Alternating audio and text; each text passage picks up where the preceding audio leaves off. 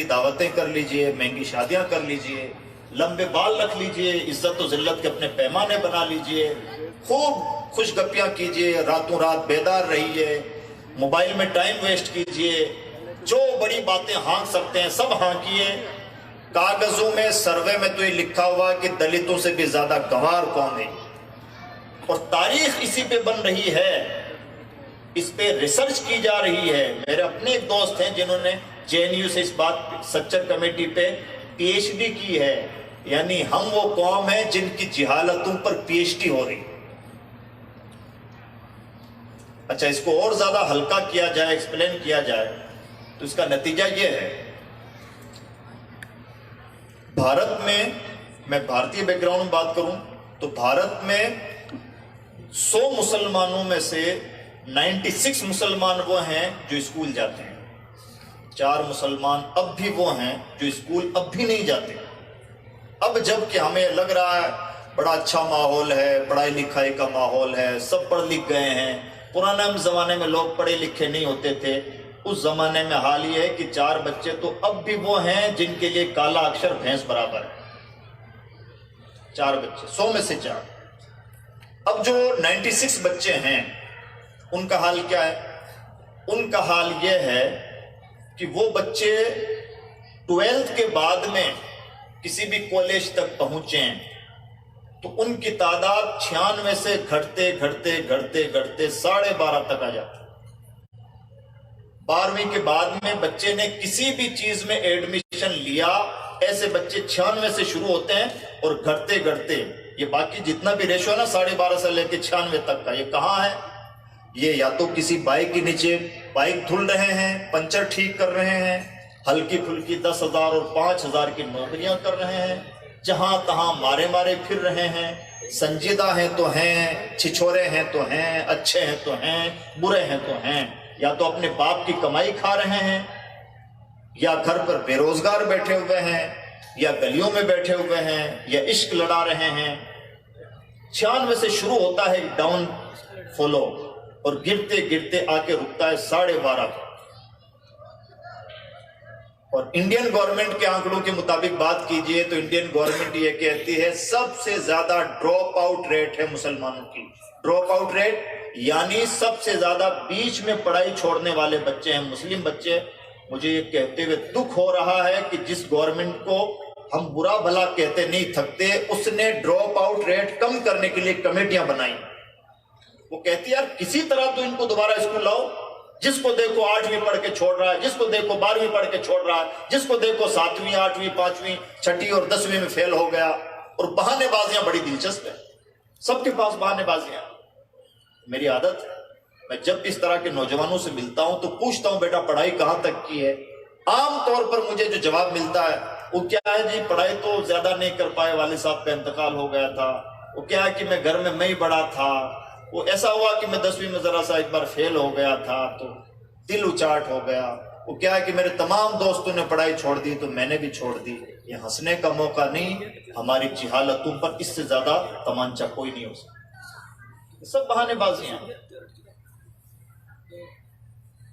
یہ ہے ایجوکیشن کا گراف۔ اور اس سے بھی آگے بڑھ کے بات کیجئے، 12.5 کون جو 12th کے بعد میں جنہوں نے کہیں ایڈمیشن لے لیا، کامیاب ہوئے یا نہیں ہوئے کوئی گارنٹی نہیں۔ ہاں ہائر ایجوکیشن میں جو بچے پہنچے ان کا ریشو ہے 5.4، یعنی جو اچھی نوکریوں میں جو بچے گئے، اچھی جاب میں یا کہیں پر بھی سیٹ ہوئے، وہ 12.5 سے بھی ڈاؤن ہو کے، آدھے سے بھی کم ہو کے 5.4 ہیں، 5.4 اتنے سے بچتے ہیں۔ یعنی یوں کہہ لیجئے کہ لمبی چوڑی بھیڑ میں عزت دار لوگ گورنمنٹ آف انڈیا کے مطابق 5.5 ہیں، باقی جو 94.5 ہیں ہم اور آپ خود ڈیسائیڈ کریں کہ ہم کہاں ہیں۔ یہ ہے ایجوکیشن میں حال۔ میرے ایک عیسائی دوست ہیں، بھی 3 دن پہلے وہ مجھ سے ملنے کے لیے آئے۔ ادارہ قرآن ہم لوگوں نے ادارہ ڈیولپ کیا ہے تو اس کا وزٹ کرنے کے لیے وہ آئے، ان کا دل بڑا خوش ہوا۔ انہوں نے کہا مفتی صاحب برا مت مانیے گا، میں تو جب بھی کوئی مسلمان ملتا ہے تو اس سے کہتا ہوں یار کیا کیا کرتے رہتے ہو، تعلیم پہ کام کیوں نہیں کرتے؟ نے کہا تھامس بھائی ہمیں آپ کے سامنے تو تھوڑا بات کرتے ہوئے بھی ہچکچاہٹ ہوتی ہے، ہم اس قوم سے بات کرنے سے پہلے ہمیں سوچنا چاہیے جس قوم کا گلوبل ایجوکیشن پرسنٹیج ہے 78، ہمارا گلوبل ایجوکیشنل پرسنٹیج ہے 40، یعنی گلوبل پرسپیکٹیو میں دیکھا جائے، انٹرنیشنل لیول پر دنیا بھر کے مسلمانوں کو پڑھائی لکھائی کو دیکھا جائے تو مسلمان 40% پڑھے لکھے ہیں اور عیسائی 78%، یعنی ہم سے دگنا سے تھوڑا سا کم، یعنی یوں کہہ لیجیے آدم آدھ جہالت اور علم کا فرق ہے۔ یہ ہے ایجوکیشن میں ہمارا حال۔ میری تقریر ہو سکتا ہے آپ کو بہت زیادہ پسند نہ آئے، اور میں بھی نہیں چاہتا کہ پسند آئے، ہمیں نہیں چاہیے جاہلوں کے بیچ میں بہت زیادہ لمبی چوڑی جوشی کی باتیں، جہالتوں سے جتنا کنارہ رہے اتنا اچھا ہے، اللہ ہمیں سمجھ عطا فرمائے۔ پہلا اصول ہے ترقی اس کی جو پڑھا لکھا، اور اس اصول پر ہم کتنے کھرے اترتے میں نے آنکڑوں کے مطابق آپ کو آئینہ دکھانے کی کوشش کی ہے۔ سیکنڈ اصول، بھارت جیسے نظام میں جہاں بھی جمہوریت ہے، ترقی یافتہ قوم وہ ہوگی جو بزنس کے طور پر اپنے پاؤں پہ کھڑی ہے، یعنی جس کا اکانومی میں کوئی کنٹریبیوشن ہے، یعنی وہ غریب نہیں ہے۔ اچھا، اس میں ہم کہاں کھڑے ہیں؟ اس میں ہمارا حال یہ ہے کہ بھارت کے امیر لوگوں کی فہرست اٹھائی جائے تو ہم کہیں سے کہیں تک ہیں ہی نہیں، کہیں نہیں۔ ایک آدمی ملتا ہے، لیکن پرابلم یہ ہے کہ جو ملتا ہے اس کے یہاں اسلام نہیں ملتا، عجیب پرابلم، یا تو مسلمان نہیں ملتا یا اسلام نہیں ملتا۔ لیکن دیکھنے کی بات بھی ہے، اللہ ہمیں سمجھ عطا فرمائے، دنیا کو بہت گہرائی سے دیکھنا چاہیے۔ اے بابو چائے بند کر دو یار، درود شریف پڑھ لیں، مائیں بہنیں بھی تشریف رکھیں، پردہ بھی کر لیں اور توجہ کے ساتھ باتیں سماعت فرمائیں۔ اللہم صلی علی سیدنا مولانا محمد۔ ملک میں بڑی نفرتیں ہیں، ہم سب جانتے ہیں، یہ کوئی چھپانے کی بات نہیں۔ نفرتیں اتنی ہیں کہ جانے سمجھے بغیر کہ اس نے کوئی جرم بھی کیا یا نہیں، پوری گاڑی سمیت جلا دیا جاتا ہے، یہ نفرتوں کی انتہا ہے۔ اور اب یہ گلوبل رپورٹ میں پایا گیا کہ سب سے زیادہ دھارمک نفرت جس ملک میں ہے وہ بھارت ہے۔ اینٹی مسلم فوبیا دنیا میں سب سے زیادہ جس ملک میں ہے وہ بھارت ہے۔ لیکن جس ملک میں اتنی نفرتیں پائی جاتی ہو، اس ملک میں آپ نے دیکھا ہوگا سلمان خان کو ٹارگٹ کیا جاتا ہے، عامر خان کو برا بھلا کہہ دیا جاتا ہے، اے پی جے عبد الکلام کو برا بھلا کہہ دیا جاتا ہے۔ عظیم پریم جی کے بارے میں کبھی آپ نے ایک لفظ نہیں سنا ہوگا۔ کیوں بھائی؟ عامر نے کون سا مسلمانوں کا بھلا کر دیا؟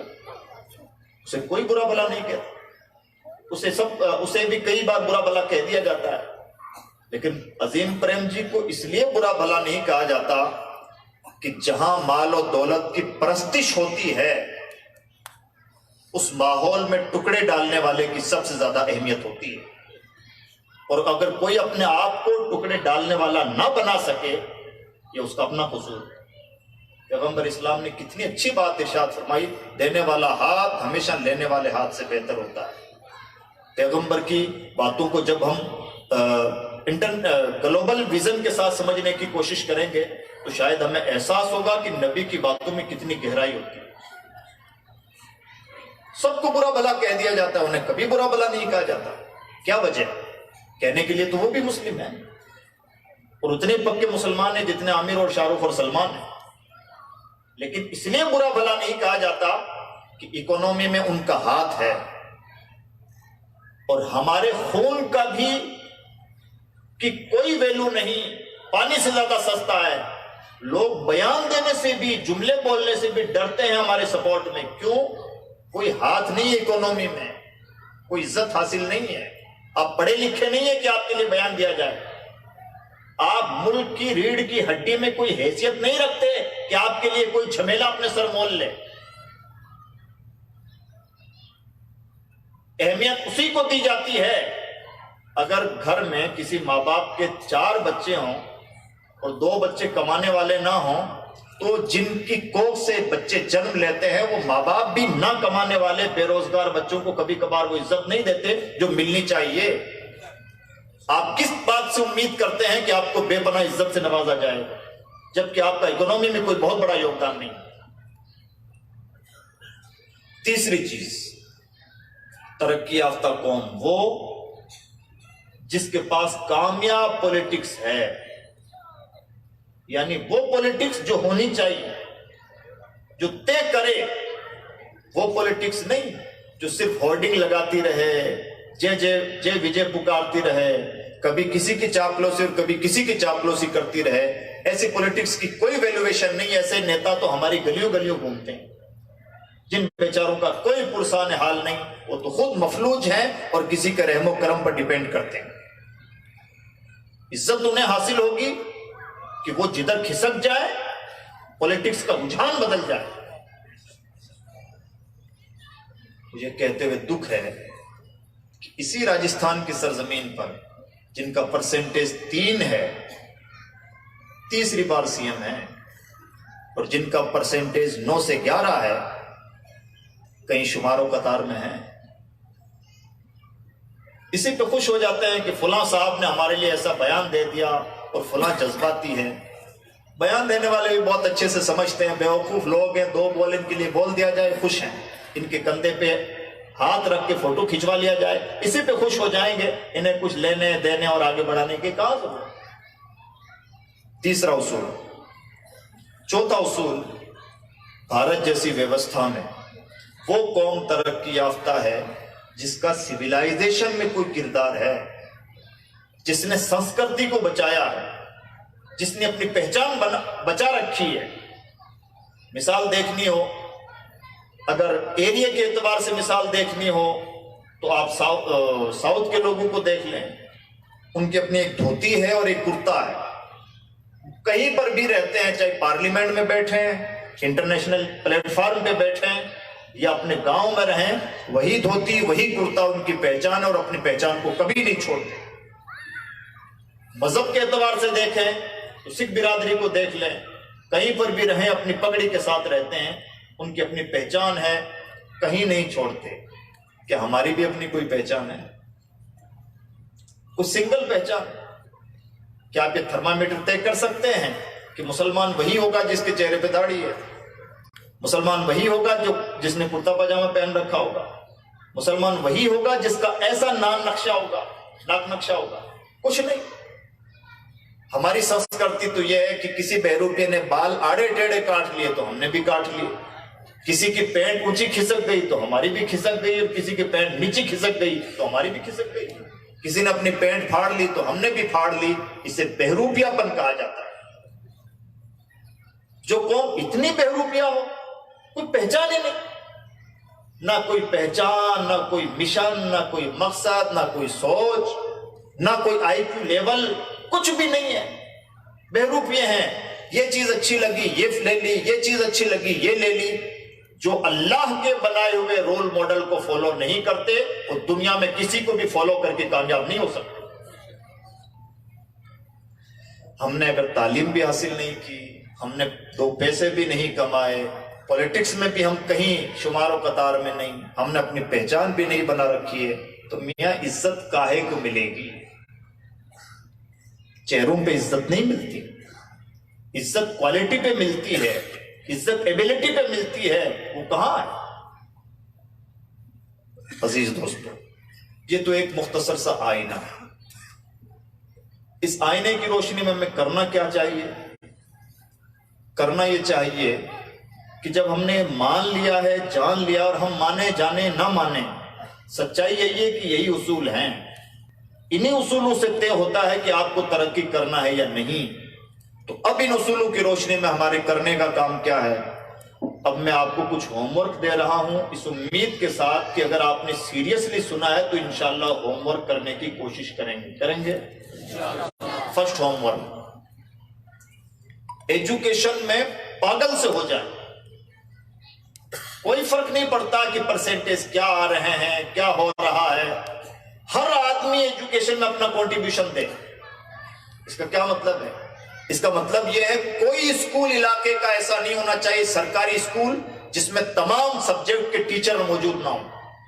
کوئی سرکاری اسکول ایسا نہیں بچنا چاہیے جس میں تھوڑا موڑا آنا کانی کی وجہ سے ٹیچر پڑھانے میں بد احتیاطی برتے ہیں. کوئی ایکسکیوز انہیں مت دیجیے. یہ بہانہ ہی نہیں سننا ہے ہمیں کہ ہمارے پاس ٹیچروں کے پد خالی ہیں، فلاں سبجیکٹ نہیں ہے، یا مان لیجیے فرنیچر نہیں ہے، یا کمروں کی کمی ہے. بھلے 2 پیسے اپنی جیب سے لگانے پڑے، ہم ایجوکیشن میں کوئی سمجھوتا نہیں چاہتے. جب ہم یہ مزاج بنائیں گے تبھی جا کے ترقی ہمارا مقدر بنے گی. یہ سرکاری اسکولوں کے لیے. پرائیویٹ اسکولوں کے لیے کیا ہے؟ جو بھی پرائیویٹ اسکول چلاتا ہے پہلے تو اپنے ذہن میں بٹھا لیجئے کہ وہ ہمارا بھائی ہے. ہم اگر اپنی ایک ماں کے پیٹ سے 2 بھائی ہیں تو اسکول چلانے والا ہمارا تیسرا بھائی ہے. بھول جائے اس بات کو کہ فلاں خاندان کا ہے، فلاں ذات برادری کا ہے، یا یہ تو مہنگے داموں میں اسکول چلاتا ہے. کچھ نہیں. شکر ادا کیجئے بھائی، تمہارا شکریہ کہ تم نے بزنس بھی ایسا اختیار کیا جس سے ہمارے بچوں کا مقدر روشن کر رہے ہو، اور پھر اس کا غیر مشروط سپورٹ کیجئے. ہاں، سپورٹ میں اس بات کا احتیاط رکھیے کہ کوالٹی میں سمجھوتا نہیں ہونا چاہیے. ماسٹر صاحب اسکول چلائیے، فیس مہنگی لیجئے تو دیں گے، آپ کو کوئی سپورٹ چاہیے تو ہم دیں گے، لیکن کوالٹی ملنی چاہیے، اس میں کوئی سمجھوتا ہمیں نہیں چاہیے. ہم اپنے بچوں کا گلا گھونٹنا نہیں چاہتے، اور بچوں کو کوالٹی نہ دینا یہ بچوں کو زندہ دفن کرنے جیسا ہے. آج کے دور میں پرانے زمانے میں دفن کرنے کا ایک مطلب ہوتا تھا، آج کے زمانے میں دفن کرنے کا مطلب یہ بھی ہے کہ انسان کو جاہل لگ دیا جائے. تیسری چیز، اللہ نے 2 پیسے دیے ہیں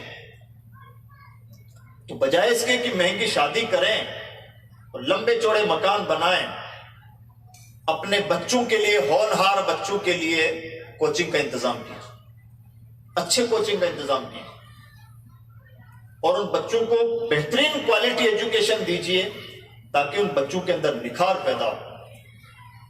اور یہ کام بہت لمبی مدت تک نہیں، 10-15 سال کر لیں، آپ یہ بھول جائیں گے کہ ہمارے سماج میں صرف حافظ ہوتے ہیں.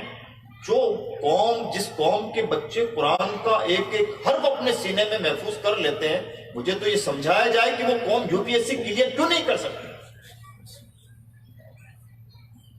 ٹیلنٹ کی کمی نہیں ہے، ایک سے ایک ٹیلنٹ یہاں پر چھپا ہوا ہے، ایک سے ایک APJ عبد الکلام یہاں پر موجود ہے. پرابلم صرف یہ ہے کہ جن کو ٹیلنٹ کو پہچاننا چاہیے وہ پہچاننے والے جوہر ہی نہیں رہے، اور جن کو ٹیلنٹ کو پش کر کے آگے بڑھانا چاہیے ویسے خیر خواہ اور دردمند لوگ نہیں رہے. ہماری آنکھوں پر کئی قسم کے چشمے چڑھ گئے ہیں. اچھا، فلاں بچہ جو جس نے ٹاپ کیا وہ قائم خانی ہے، ہم اس لیے سپورٹ نہیں کریں گے، ہم پٹھان ہیں. اچھا، فلاں بچہ فلاں برادری کا ہے، جب تک یہ چشمے ہٹیں گے نہیں، اور جب تک ہم اقبال کی تھیوری پہ نہیں آئیں گے، تو عرب ہو یا عجم ہو، تیرا لا الہ الا اللہ لغت غریب، جب تک تیرا دل نہ دے گواہی. کوئی فرق نہیں پڑتا کہ آپ کیا ہیں، ایک ہی رشتہ ہے، لا الہ الا اللہ. اور اگر تمہارے ذہن میں اتنی بھی گنجائش نہیں ہے تو آپ نے ایک اجنبی زبان کا اجنبی سا کلمہ پڑھا ہے، کیا فرق پڑتا ہے؟ زبان سے کہہ بھی دیا لا الہ تو کیا حاصل، دل و نگاہ مسلمان نہیں تو کچھ بھی نہیں. اس لیے یہ چشمے گندے چشمے ہیں، ان کو ہٹا دیجیے. برادریوں کے چشمے، ذات پات کے چشمے، اور ہماری اسی چھوٹی سوچ کی وجہ سے ظالمانہ اقتدار اس کا ناجائز فائدہ اٹھا رہا ہے. میں بھی گگوانا میں جسٹ بول کے آیا ہوں طلباء کرام سے. ہم سب جانتے ہیں ایک ہی صف میں کھڑے ہو گئے محمود و ایاز، نہ کوئی بندہ رہا نہ کوئی بندہ نواز. ہمارے یہاں کوئی ذات پات سسٹم نہیں ہے. الحمدللہ اسلام نے ہمیں ایسا برابر کیا ہے کہ ہمیں کوئی فرق نہیں پڑتا کہ جس تھالی میں کوئی بھی برادری کا آدمی کھا کے گیا ہم اس میں کھا سکتے ہیں. ہمیں کوئی فرق نہیں پڑتا کہ صف میں ہمارے برابر میں کون کھڑا ہے. لیکن ہماری چھوٹی سوچ کی وجہ سے ہمارے قبرستان بھی الگ الگ برادریوں کے بنے ہوئے ہیں، مسجدوں کے بھی نام برادریوں کے نام پر ہیں، محلوں کے بھی نام برادریوں کے نام پر ہیں. نتیجہ یہ ہے کہ ظالمانہ اقتدار نے یہ ثابت کرنے میں کامیابی حاصل کر لی ہے کہ یہ جھوٹی بات ہے کہ اسلام میں کوئی ذات پات نہیں. مسلمان بھی کئی پرکار کے ہوتے ہیں، کچھ اشراف ہوتے ہیں جو بڑے لوگ ہوتے ہیں، کچھ ازلال ہوتے ہیں جو چھوٹے لوگ ہوتے ہیں، کچھ سادات ہوتے ہیں جو عرب سے آئے ہوئے لٹیرے ہیں معاذ اللہ۔ کیا کیا چیزیں کہی جا رہی ہیں اور باور کروایا جا رہا ہے۔ پرابلم یہ ہے کہ ہم اپنی چھوٹی سوچ اور گندی سوچ کی وجہ سے پختہ مسلمان نہ بن کر کے ہم نے جو ہلکے پھلکے بھید بھاؤ رکھے، دنیا نے اس کو کیش کیا، اور دنیا یہ باور کروانے میں کامیاب ہے کہ اسلام میں بھی ذات پات ہے، جبکہ سچائی ہے کہ اسلام میں کوئی ذات پات نہیں۔ ہاں، جاہل مسلمان کے یہاں ذات پات کا نظام ہو سکتا ہے، ہمیں چشمہ ہٹانے ہو سکتا ہے کہ آنے والے الیکشن میں یہ بات بہت زیادہ ہائی لائٹ کی جا رہی ہے۔ آنے والے فتنوں کو دور سے محسوس کرنا سیکھیں۔ چوتھا کام، یہ تفریق مٹا دیجئے کہ اسکول کی تعلیم الگ ہے اور مدرسے کی تعلیم الگ ہے، اور یہ کام کرنا ہوگا۔ ہر وہ آدمی جس کی داڑھی میں ایک بھی بال سفید ہو چکا ہے، اس آدمی کی ذمہ داری بہت زیادہ بڑھ جاتی ہے۔ بال سفید ہونے کا مطلب آپ کو اللہ کی طرف سے پیغام مل چکا ہے کہ میاں تمہاری موت کا وقت قریب ہو رہا ہے، آپ مرنے کے قریب ہو رہے ہیں اور گاؤں کو لڑاتے ہیں۔ آپ کی داڑھی کے بال سفید ہو چکے ہیں اور آپ جھوٹ بولتے ہیں۔ آپ کے پاؤں قبر میں لٹک چکے ہیں اور آپ اچھے کام کا سپورٹ نہیں کر پاتے بلکہ اس میں روڑا اٹکاتے ہیں۔ یہ کتنی شرمناک بات ہے۔ دوسروں کو برا بھلا کہنا چھوڑیے، اپنے گریبان میں جھانک کے دیکھیے کہ ہم نے کیا کھویا کیا پایا۔ اس دنیا میں کوئی باقی نہیں رہا۔ میں اسپیشلی سفید داڑھی والوں سے پورے احترام کے ساتھ کہنا چاہوں گا، ایک جوش بھر دیجیے نوجوانوں میں کہ بیٹا کام کرو، ہم تمہارے ساتھ ہیں اور کبھی تمہاری پیٹھ خالی نہیں ہوگی۔ آپ یہ پائیں گے کہ آپ کے نوجوان وہ انقلاب لا سکتے ہیں جس کی آپ نے کبھی امید بھی نہ کی، اور یہ کام آپ نہیں کر پاتے تو پھر بہانے بازیاں مت کیجئے کہ فلاں کا بیٹا اور فلاں کی برادری اور فلاں کی قوم، بلکہ کبھی اللہ توفیق دے تو گریبان میں جھانک کے سوچئے گا، ہو سکتا ہے کہ میں ہی مجرم ہوں جس نے قوم کو پیچھے رکھا ہوں۔ یہ وقت ہمیں بہت گلوبل ویژن اپنے اندر پیدا کرنے کا وقت ہے۔ تو ایجوکیشن کی تفریق مٹائی ہے۔ اتنا اچھا ادارہ آپ کے پاس یہ ہے، اتنی لمبی چوڑی زمین ہے، زمینیں کہاں ملتی ہیں؟ ملٹی پرپز یوز کیجئے اس کا۔ لمبے چوڑے ادارے ہم دیکھتے ہیں راجستھان میں بنے ہوتے ہیں، پڑھائی کتنی ہو رہی؟ 2 گھنٹہ 22 گھنٹہ بلڈنگ خالی، کیا کمائے؟ بڑی محنتوں سے تو بلڈنگیں بنتی ہیں، اور بنی بنائی بلڈنگیں اس لیے فلوپ ہو جاتی ہیں کہ صدر صاحب نہیں مانتے اور سیکریٹری صاحب کو سمجھ میں نہیں آتا اور مولانا صاحب محنت نہیں کرتے۔ ہم کب اپنے اوپر ترس کھائیں گے؟ ایک بلڈنگ کا ملٹی پرپز یوز کیجیے۔ 2 گھنٹہ جس بلڈنگ میں 3 گھنٹہ مدرسہ چل رہا ہے، اسی بلڈنگ میں 5 گھنٹہ اسکول چلے، اور اسی بلڈنگ میں 3 گھنٹہ کوچنگ چلے۔ الگ الگ ٹائم رکھیے اور ملٹی پرپز یوز کیجیے۔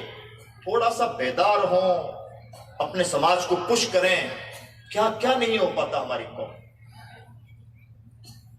اور ایک ہی بلڈنگ کو ملٹی پرپز یوز بھی کیجیے اور دونوں تعلیموں کو ملا کے چلیے۔ اسکول والے کل سے یہ ذہن بنائیں کہ ہمیں اپنے اسکولوں میں اسکول کے ساتھ مدرسہ بھی شروع کرنا ہے، اور مدرسے والے یہ ذہن بنائیں کہ ہمیں مدرسے میں مدرسے کے ساتھ مکمل اسکول شروع کرنا ہے، اور کوئی فارملٹی والا نہیں، صرف 2 سبجیکٹ پڑھا کے دل کو جھوٹی تسلی دینے والا نہیں۔ کمپلیٹ کا مطلب کمپلیٹ، اس لیے کہ اگر ہم نے اس وقت بھی یہ نہیں کیا تو ہو سکتا ہے کہ آنے والے زمانے میں ہماری ہی نسلیں کہیں کہ اگر خدا موجود ہے تو دنیا میں ظلم کیوں ہو رہا ہے۔ یہ اعتراضات اب اخباروں میں چھپنے لگے ہیں الہاد کے۔ پہلے اخباروں میں ایتھیزم کو، ناستکتا کو اتنا پروموٹ نہیں کیا جاتا تھا جتنا آج پروموٹ کیا جا رہا ہے۔ نہیں کہا جا سکتا کہ آج ہماری گود میں پلنے والا بچہ کل کا سلمان رشدی ثابت ہو۔ ذمہ دار کون؟ ذمہ دار وہ ماں باپ جنہوں نے اس وقت انہیں صحیح تربیت نہ دی جب دی جانی چاہیے تھی۔ اس بابت میں ایک آخری دعوت بھی آپ کو دینا چاہوں گا، امید کروں گا کہ انشاءاللہ کوشش کریں گے۔ ورکشاپ لگائیے، اگر آپ کو ایجوکیشن میں کوئی انٹرسٹ نہیں ہے ورکشاپ لگائیے، اپنے بچوں کو ٹریننگ دیجیے کہ موم بتی کیسے بنائی جاتی ہے، اور 10,000 اور 15,000 میں موم بتی کا لمبا چوڑا کاروبار کیسے شروع کریں۔ 3 گھنٹے کا ورکشاپ رکھیے۔ ہو سکتا ہے آپ کی بدولت وہ بچہ جو بائک کے نیچے بائک دھو دھو کے پریشان ہوتا تھا، وہ 10-5 ہزار روپے لگا کے موم بتی کا کاروبار شروع کرے اور کل کروڑپتی بن جائے. اپنی قوم کے خیر خواہ بنیے.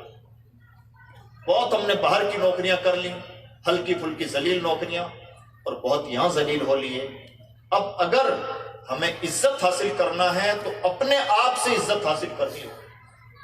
اور ہر فرد، ملت کا کوئی فرد ایسا نہیں ہے جو کچھ نہ کر سکتا. نعرہ تکبیر، نعرہ رسالت، نعرہ رسالت. سید نور میاں صاحب قبلہ، حضرت علامہ مولانا سید نور میاں صاحب قبلہ. نعرہ تکبیر، نعرہ رسالت. حضور سید صاحب قبلہ، حضور سید صاحب قبلہ. نعرہ تکبیر، نعرہ رسالت.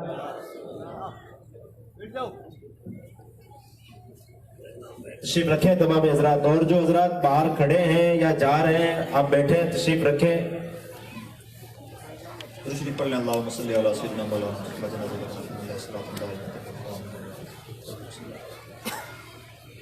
سید صاحب کی زیارت کیجئے، تشریف رکھیے، اور جو حضرات جا رہے ہیں وہ جلدی سے واپس تشریف لائیں. میری بات بھی ختم ہو گئی، اور مجھے جو کہنا تھا وہ میں نے عرض کر دیا ہے. ایک اعلان سن لیں. ایک تو یہ ہے کہ جس سے جو ہو سکتا ہے وہ کریں. آپ ایجوکیشن کے لیے کچھ کر سکتے ہیں وہ کیجئے. آپ اپنے قوم کو فائنینشیل طور پر ٹریننگ دے سکتے ہیں تو وہ دیجئے. آپ اپنے بچوں کی کاؤنسلنگ کر سکتے ہیں وہ کیجئے. کچھ نہیں کر سکتے تو ہر گرا پڑا آدمی جو کام آسانی سے کر سکتا ہے وہ ایک موٹیویشن کا کام. بچوں کو اٹھائیے، انہیں حوصلہ دیجئے، پڑھنے والوں کی حوصلہ افزائی کیجئے، انہیں آگے بڑھائیے، دوسروں کے سامنے ان کی تعریف کیجئے، ان کا بیک سپورٹ کیجئے. آپ یہ پائیں گے کہ تھوڑا پش کرنے والا کوئی ہو جائے تو ہمارے نوجوانوں کو پر مل جاتے ہیں. یہ کام کون نہیں کر سکتا؟ صبح سے شام ہم اپنی زبان چلاتے رہتے ہیں. اگر ہمارے حوصلہ دینے کی وجہ سے کسی کا مقدر سنورتا ہے تو یہ مت دیکھیے کہ فلاں قوم کا بچہ کامیاب ہو رہا ہے. نظر تبدیل کیجئے اور یہ کہنا شروع کیجئے کہ میں نے حضور کے غلام کو کامیاب بنانے میں مدد کی ہے. ہو سکتا ہے کہ جس بچے کو آپ کے موٹیویشن کی وجہ سے جو بچہ کامیاب ہوا اس کا باپ بھی آپ کا شکر ادا نہ کر سکے، لیکن قیامت کے دن رسول اللہ کی نظر آپ پر ضرور رہے گی. یہ ہماری ذمہ داریوں میں سے ہے. تو عزیز دوستو، جس سے جو ہو سکتا ہے، یہ وقت کار ہے، جو ہو سکتا ہے. اور کوئی ایسا انسان نہیں، وہ انسان چھوٹا ہے جو کہہ دے کہ میں کچھ نہیں کر سکتا. جو 2 پیسے دے سکتے ہیں وہ دیں، جو انرجی دے سکتے ہیں وہ دیں، جو ایڈوائس دے سکتے ہیں وہ دیں. جن کو اللہ نے علم سے نوازا ہے وہ علم دیں، جنہیں تجربات سے نوازا ہے وہ تجربات دیں. کچھ لوگ موٹیویشن دیں، کچھ سرپرستی کریں، کچھ کام کریں، کچھ اپنا وقت دیں. کون ایسا ہے جو کچھ بھی نہیں دے سکتا؟ اللہ نے کسی کو بیکار نہیں پیدا فرمایا. ہر ایک کے پاس الگ خوشبو ہے، الگ رنگ ہے، الگ مزاج ہے، الگ صلاحیتیں ہیں. آپ کی جو صلاحیت ہے وہ حضور کی امت کے لیے قربان کرنے کا مزاج بنا ہے. رنگ اس کا کچھ ہو سکتا ہے، اس کا ڈائریکشن کچھ ہو سکتا ہے، لیکن بیکار نہ بیٹھے. اور بیکار بیٹھتے ہیں تو کسی اور کے ساتھ آپ بے وفائی کریں یا نہ کریں، اپنے ساتھ ضرور بے وفائی کریں. میں امید کرتا ہوں کہ انشاءاللہ ہم اپنی بساط کے مطابق جو کچھ ہم سے ہو سکتا ہے کرنے کی کوشش کریں گے. اللہ رب العزت کہنے سننے سے زیادہ، کہیں زیادہ عمل کرنے کی توفیق عطا فرمائے. سید صاحب قبلہ کا اسپیشل خطاب ہوگا، توجہ کے ساتھ سنیں، تھوڑا آگے تشریف لائیں اور سید صاحب قبلہ کی زیارت فرمائیں. اللہ رب العزت ہمارے ان مخدوم ذاتوں کو سلامت رکھے اور ہمیں ان کا صدقہ عطا فرمائے. لا الہ الا اللہ محمد رسول اللہ. السلام علیکم ورحمۃ اللہ وبرکاتہ. ماشاءاللہ، بہت ہی پیارا بیان، ذہن و فکر کو جھنجھوڑ دینے والا بیان آپ نے مفتی خالد ایوب صاحب سے سماعت کیا.